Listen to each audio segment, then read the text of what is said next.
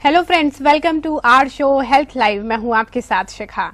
आज हम बात करेंगे अपने कार्यक्रम में हेयर प्रॉब्लम्स के बारे में। हमारे साथ स्टूडियो में मौजूद हैं hair transplant surgeon doctor Arvind Poswal. अगर आपका सवाल है जो कि हेयर प्रॉब्लम से जुड़ा हुआ है तो आप तुरंत कॉल कर सकते हैं। नंबर है 01147545447 और 48। तो आइए स्वागत करते हैं डॉक्टर अरविंद पोसवाल का। डॉक्टर अरविंद, बहुत बहुत स्वागत है आपका कार्यक्रम में। डॉक्टर साहब, वैसे तो आप हमें बता चुके हैं कि हेयर ट्रांसप्लांट क्या होता है, लेकिन मैं फिर भी चाहूंगी कि जो हमारे दर्शक नहीं जान पाए हैं उनको आप एक बार फिर बताएं कि हेयर ट्रांसप्लांट किस तरह की टेक्निक है। हेयर ट्रांसप्लांट एक सर्जिकल टेक्निक होता है जिसमें के जो परमानेंट बाल हैं, जो बाल जैसे जो सर के साइड और पीछे रहते हैं या यहाँ पे होते हैं, जो जिंदगी भर उगते रहते हैं, उन बालों की जड़ों को हम ट्रांसप्लांट करते हैं किसी भी ऐसी जगह जहाँ पे हेयर लॉस हो रहा हो, तो वहां पे वो जिंदगी भर बाल उगते रहेंगे। आप उनको कटवा सकते हैं, शेव ऑफ कर सकते हैं। जी डॉक्टर साहब, ये टेक्निक एक ही तरह की होती है या इसमें भी 2-3 प्रोसीजर होते हैं? इसमें भी कई अलग अलग किस्म के प्रोसीजर होते हैं, लेकिन जो दो मेन प्रोसीजर है वो है एक जो स्टिच वाला मेथड होता है, जिसमें हम यहाँ से पूरा का पूरा स्किन लेते हैं, रूट्स जड़ों के समेत, बालों की जड़ों के समेत, तो यहाँ स्टिच लगता है उसमें। एक अगर इंसान कभी शेव ऑफ कराता है तो एक लंबा सा स्टिच दिखेगा, और उन रूट्स को फिर अलग करके और जहां पे लगाना है जिधर भी चाहिए उधर। दूसरा मेथड उससे ज्यादा एडवांस्ड है, जिसमें कोई स्टिच नहीं लगता, काटा नहीं होता। उसमें हम यहाँ से रूट भी एक एक करके लेते हैं, बहुत माइक्रो प्रिसीजन से करके, और उनको लगाने का तरीका सेम रहता है दोनों में। जैसे कि आपने डॉक्टर साहब 2 मेथड्स बताए हैं, तो डेफिनेटली लग रहा है कि कहीं ना कहीं ये पेनफुल मेथड भी हो सकता है। जैसे आपने बोला कि स्कार आते हैं, लेकिन एक में हेयर दूसरी जगह से लगा दिए जाते हैं, स्कार नहीं आते हैं, तो पेन कितना होता है? एक्चुअल प्रोसीजर में पेन नहीं होता, वो लोकल एनेस्थीसिया में किया जाता है। पेशेंट पूरा होश में होता है, बातें कर रहा होता है, म्यूजिक सुन सकता है, किताब पढ़ सकता है, जो मर्जी जी। लेकिन क्योंकि अगर पीछे स्टिच लगाएंगे तो स्टिच में जो भी दिक्कत होती है, जैसे थोड़ा बहुत दर्द होना कुछ समय तक, वो सारा होता है। उसके लिए पेन किलर्स देने पड़ते हैं। आमतौर पे 5 दिन के लिए हम पेन किलर देते हैं, जैसे किसी भी टांके के बाद लगता है। जो स्टिचलेस मेथड है, जैसे कि फ्यूज टेक्निक कहते हैं, उसमें पेन किलर का भी जरूरत नहीं होता, क्योंकि उसमें दर्द नहीं होता। बाद में भी प्रोसीजर के दौरान दोनों में ही नहीं होता दर्द। प्रोसीजर में ऐसा नहीं होगा कि पेशेंट चिल्ला रहा है, ऐसा कुछ।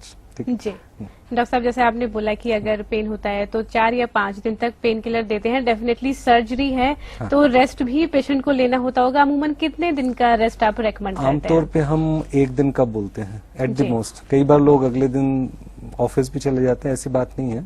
लेकिन जहाँ पे हमने ट्रांसप्लांट किया होगा वहां पे रेडिशनेस रहेगा, स्कैब्स रहेगा, जैसे खरोच पड़ जाता है उस तरह से रहता है। तो ऐसे नहीं है कि आप बिना कैप के जा सकते हैं और कोई आपसे कुछ पूछेगा नहीं। तो वो एक चीज है जो माइंड में रखना है। 1 हफ्ते तक के लिए इस एरिया में जहाँ बाल लगाए हैं वहां देखने पे पता चलेगा। कवर करना मेडिकली जरूरी नहीं है, लेकिन सोशली अगर आपको लगता है कि आप नहीं बताना चाहते तब। जी डॉक्टर साहब, चलिए एक कॉलर हैं दिल्ली से, जानते हैं उनका सवाल। हेलो हेलो, अमित जी बताएं, क्या जानना चाहते हैं? मैं डॉक्टर साहब से ये जानना चाहता हूँ कि मैं भी हेयर ट्रांसफर करवाना चाहता हूँ, बट जहाँ से बाल निकाले जाते हैं वहीं पे बाल दोबारा ग्रो हो जाते हैं क्या? जी, बाल एक्चुअली जैसे मैंने बताया पहले भी कि ये एक्चुअली हेयर ट्रांसप्लांट नहीं है, ये हेयर रूट ट्रांसप्लांट है। जब हमने बाल लिया तो जड़ के समेत बाल ले लिया, उनको हमने दूसरी जगह लगाया। जो बाल हमने ले लिया इधर से या दाढ़ी से या कहीं से भी, तो वहां दोबारा नहीं उगेगा। इसलिए हमारे पास एक लिमिटेड डोनर हेयर होता है। ठीक है जी। डॉक्टर साहब, अगले कॉलर गाजियाबाद से। हेलो हेलो, बताएं करण जी, क्या सवाल है आपका? डॉक्टर साहब, मेरा करण नाम करण है और मैं 46 ईयर्स का हूँ मैं। जी। मेरी समस्या ये है कि मेरे सर के बाल काफी सालों से झड़ रहे हैं जी, और अब वहाँ पर गंजापन दिखने लगा है जी। मेरे दाढ़ी और छाती के बाल काफी घने हैं। डॉक्टर साहब, का सवाल है, क्या ये बाल हेयर ट्रांसप्लांट के लिए सर में लगाए जा सकते हैं और क्या ये वैसे ही उगेंगे जैसे सर के बाल उगते हैं? जी। जो हमारी मॉडर्न टेक्निक्स हैं, जैसे फ्यूज टेक्निक बिना स्टिच वाले, उस वाले मेथड से हम बॉडी के और बियर्ड के, दाढ़ी के यहाँ के बाल भी सर पे लगा सकते हैं और वो वहां पे उगेंगे भी। लेकिन इसमें एक प्रिकॉशन का जरूरत होता है कि अगर बाल ये दाढ़ी वाला हम सर पे लगाएंगे, उगेगा, लेकिन वैसे ही उगेगा जैसे कि वो दाढ़ी में उगता है। अब ज्यादातर लोगों का दाढ़ी का बाल मोटा, घुंघराला या वेवी होता है, सर के बाल उतना मोटे नहीं होते, तो अलग से दाढ़ी के बाल एक जगह और सर का बाल दूसरी जगह लगाना सही नहीं होता। तो हमारा एडवाइस रहता है कि हाँ, इसे आप यूज करें, लेकिन as a additional donor hair, यानी सर के बाल भी ट्रांसप्लांट करें उसके साथ में ये वाले बाल मिक्स करके, ताकि नंबर ऑफ हेयर बढ़ जाए, ज्यादा हेयर ट्रांसप्लांट कर सकें। जी डॉक्टर साहब, जैसे कि आपने बताया कि जो बियर्ड के बाल होते हैं या जो बॉडी के बाल हैं उनके कैरेक्टरिस्टिक्स अलग होते हैं, और जो हमारे हेयर हैं जो कि हमारे सर पर हैं उनके कैरेक्टरिस्टिक अलग होते हैं। तो क्या ट्रांसप्लांट करने के बाद जो बॉडी के हेयर हैं वो कन्वर्ट हो जाते हैं उन्हीं के कैरेक्टरिस्टिक में? नहीं जी, वो उनके कैरेक्टरिस्टिक में कन्वर्ट नहीं होगा। जो जहां का बाल हमने लिया है डोनर हेयर, इसे प्रिंसिपल ऑफ डोनर डोमिनेंस कहते हैं, यानी जहां से लिया वो अपना ओरिजिनल कैरेक्टरिस्टिक रिटेन करेगा। जी, जैसे हमने बाल लिए सर से और अगर लगा दिया आईब्रो में, तो वो सर का बाल तो लंबा उगता है, तो आईब्रो में लगाने के बाद भी वो लंबा उगेगा। उसी तरह बियर्ड का, जैसे मैंने अभी बताया, तो वो अपना ओरिजिनल कैरेक्टरिस्टिक रिटेन करते हैं। इसीलिए ट्रांसप्लांट करते हुए हर इंसान का जो क्यों बॉडी का बियर्ड का बाल अलग किस्म का होता है, इंडिविजुअली वेरिएशन होता है। तो डॉक्टर को पहले देखना होता है कि ठीक है, इनके बाल किस टाइप के हैं। अगर बहुत हल्के बाल हैं बॉडी पे, तो उनको सर पे लगाने का फायदा नहीं होगा, क्योंकि वो कवरेज नहीं देंगे, चाहे उग जाएंगे लेकिन कवर नहीं देंगे। तो ये सारी चीजों को माइंड में रख के तब ट्रांसप्लांट डिजाइन किया जाता है। जी डॉक्टर साहब, फिलहाल एक और कॉलर, उनका सवाल भी जानते हैं। हेलो हेलो, बताएं दीपक जी, क्या जानना चाहते हैं? मैं ये जानना चाहता हूँ, मेरी एज 19 है और 2 साल से बहुत ज्यादा बाल झड़ रहे हैं जी। और बहुत मतलब मैं ट्रीटमेंट ले चुका हूँ तरह तरह के, पर कोई असर नहीं है, इसलिए थोड़ा सजेस्ट करना है। जी 19 काफी कम एज है हेयर ट्रांसप्लांट के लिए। नॉर्मली हम एडवाइस करते हैं कि अगर आपका बाल के गिरने का स्पीड बहुत ज्यादा है, तो पहले या तो कोई दवाई लीजिए या वेट कीजिए कि थोड़ा स्लो डाउन हो जाए, तभी हेयर ट्रांसप्लांट कराएं। उसके पीछे एक बहुत सिंपल सा कारण है। हमने अगर यहाँ पे ट्रांसप्लांट किया तो, और अगर आपके अपने बालों की स्पीड गिरने की बहुत तेज है, तो जब 6 से 8 महीने जितना टाइम लगेगा ट्रांसप्लांट के बाल उगने में, उतनी देर में ये ना हो कि फिर एक गैप आ जाए और आपको फिर जल्दी जल्दी ट्रांसप्लांट कराना पड़े। तो ये चीज को माइंड में रख के अगर आपको लगता है कि हाँ, अब मेरा स्पीड स्लो डाउन हो गया है, तब आप हेयर ट्रांसप्लांट कराएं तो बेस्ट रहता है। जी डॉक्टर साहब, नेक्स्ट कॉलर पलवल से हमारे साथ। हेलो हेलो, बताएं मनोज जी, क्या जानना चाहते हैं? समय मैं ये जानना चाहता हूँ, मैं क्या किसी और के बाल लगवाए जा सकते हैं सिर पे हमारे? जी नहीं, इसे पर्सन टू पर्सन ट्रांसप्लांट कहते हैं, लेकिन ये सक्सेसफुल नहीं हुआ है आज तक। काफी जगह इसके ऊपर रिसर्च चल रहा है कि एक इंसान के बाल दूसरे पे लगा सके, लेकिन अभी तक पॉसिबल नहीं है। डॉक्टर साहब, एक सवाल मैं करना चाहूंगी कि अगर डोनर एरिया में बाल काफी कम हैं, तो क्या क्या ऑप्शंस अवेलेबल हैं उस एरिया को कवर करने के लिए? देखिए, हेयर ट्रांसप्लांट एक किस्म का आर्ट भी होता है, नॉट जस्ट साइंस। ये नहीं कि हमने बहुत हजारों बाल लगा दिए वही एक चीज है। कई बार आपने देखा होगा जब बाल लोगों के कम होने लगते हैं तो वो शेव ऑफ कर देते हैं या वो छोटे छोटे बाल रख लेते हैं। तो ये अप्रोच होता है लेस इज मोर वाला। जी। इसमें हम कम बाल हैं, ठीक है, हमारे पास 10,000 बाल नहीं है, 4,000 बाल हैं ट्रांसप्लांट करने के लिए, तो उनको हम हल्की डेंसिटी पे भी लगा सकते हैं और उसके बाद बाल बिल्कुल छोटे करके रखें, तो देखने वाले को लगेगा कि बाल हैं, लेकिन छोटे करके रखे हैं। दूसरा चीज होता है कि जैसे अभी पहले बताया कि हम बॉडी के और बियर्ड के बाल भी एडिशनली यूज कर सकते हैं नंबर बढ़ाने के लिए, लेकिन उसमें भी ये डिपेंड करता है, हर किसी की बहुत सारी दाढ़ी नहीं होती। जी। कई लोग होते हैं गिने चुने 50 बाल होते हैं चेहरे पे, तो नेचुरली उतना कम है। तो वो जो डोनर हेयर है वो गॉड गिवन है। अब उस डोनर हेयर को किस तरह से आर्टिस्टिकली यूज करें to give a appearance of fullness, वो डॉक्टर का काम होता है।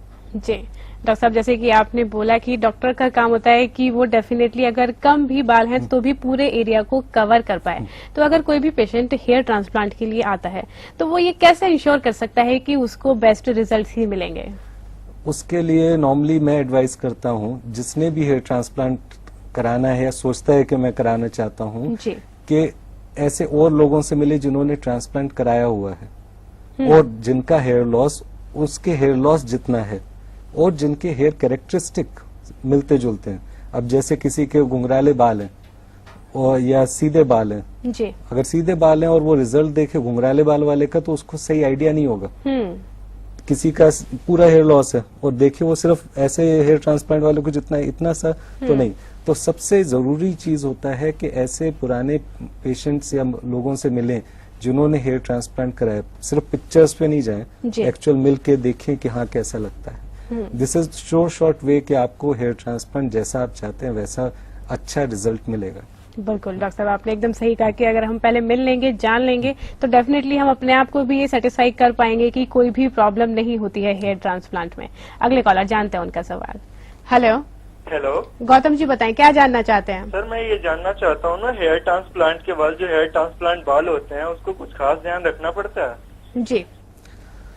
हेयर ट्रांसप्लांट के बाद पहले 1 हफ्ते के लिए ध्यान रखना पड़ता है कि उन बालों को जेंटली ट्रीट करें, उनको खींचे नहीं, रब नहीं करें। लेकिन 1 हफ्ते बाद आप के लिए कोई खास प्रिकॉशन नहीं होता। वो बाल कुछ महीनों में उगने लग जाते हैं। उसके बाद आप जिंदगी भर उनको जो मर्जी कीजिए, कलर कीजिए, वेव कराइए, कट कराइए, शेव कराइए, वो दोबारा उगते रहेंगे। जी। डॉक्टर साहब, क्या कोई स्पेसिफिक शैम्पू होता है जो कि इन बालों में यूज किया जाता है, या नॉर्मल शैम्पू हम यूज कर सकते हैं? नॉर्मल शैम्पू यूज कर सकते हैं, ऐसा कोई खास नहीं। लेकिन मेरा नॉर्मली एडवाइस रहता है कि ज्यादा केमिकल वाले शैम्पू नहीं यूज करें, हार्श केमिकल, क्योंकि कई शैम्पूज आजकल हैं जिनमें सेम केमिकल होता है जो कि बर्तन धोने वाले डिटर्जेंट में होता है। जी। तो ऐसे चीज को अगर सर पे लगाएंगे तो नेचुरली इतना अच्छा नहीं लगेगा। तो कोशिश कीजिए कि नेचुरल शैम्पू ज्यादा यूज करें, कम केमिकल वाले। जी। डॉक्टर साहब, इनकी जो ग्रोथ होती है, जैसे आपने बताया कि वो नॉर्मल बालों की तरह ही होती है, तो अमूमन ऐसी कौन सी खास बात है जिनसे कि लोग इतना घबराते हैं कि नहीं, हेयर ट्रांसप्लांट कराने के बाद हमें कोई कॉम्प्लिकेशन हो सकती है? तो लोगों के इस डर को आप किस तरह से दूर करेंगे? लोगों का ये डर एक्चुअली गलत नहीं है। जी। पुराने जमाने में, अभी से में भी कुछ डिकेड पहले, हेयर ट्रांसप्लांट के बहुत आउटडेटेड मेथड्स थे, जिसकी वजह से बाल उगते तो थे लेकिन दिखने से ही दूर से पता चलता था अरे ये तो हेयर ट्रांसप्लांट करा है। और कई अनसक्सेसफुल हेयर ट्रांसप्लांट भी होते थे। तो इसके लिए 2 मेन प्रिकॉशन है जो वो ले सकते हैं। एक, जैसे मैंने बताया, जहां से भी कराएं पेशेंट से पहले मिले ताकि तसल्ली हो। 1 से 2 से 6 से मिलो ताकि पता चले कि हाँ यहाँ कराएंगे ट्रांसप्लांट, इस पहले भी किसी ने कराया हुआ है, देखा हुआ। दूसरा, उसके बाद भी अगर डर लगे कि नहीं उनका तो हुआ, क्या पता मेरा ठीक होगा नहीं, तो पहले थोड़ा सा कराओ, छोटा सेशन कराओ। जरूरी नहीं कि हमें हजारों बाल एक ही बारी में लगाने, पहले 100 बाल लगा के देखें थोड़ी सी जगह पे, उसका रिजल्ट देखें, जब तसल्ली हो जाए तब ज्यादा करें। जी। ये लाइफ एंड डेथ सर्जरी तो है नहीं, है ना, इलेक्टिव सर्जरी है, ऐसी चीज है जो हमारे फेस पे पूरी जिंदगी रहना है, तो स्लो स्टेप्स में भी करा सकते हैं। जी डॉक्टर साहब, चलिए इस बारे में और भी जानूंगी आपसे, लेकिन फिलहाल छोटे से ब्रेक के लिए रुकते हैं। दर्शकों, अभी वक्त हो गया है ब्रेक का, लेकिन ब्रेक के बाद भी आप अपनी प्रॉब्लम्स को हमारे साथ शेयर कर सकते हैं। कॉल कर सकते हैं 01147545447 और 48 पर। जल्द हाजिर होंगे इस छोटे से ब्रेक।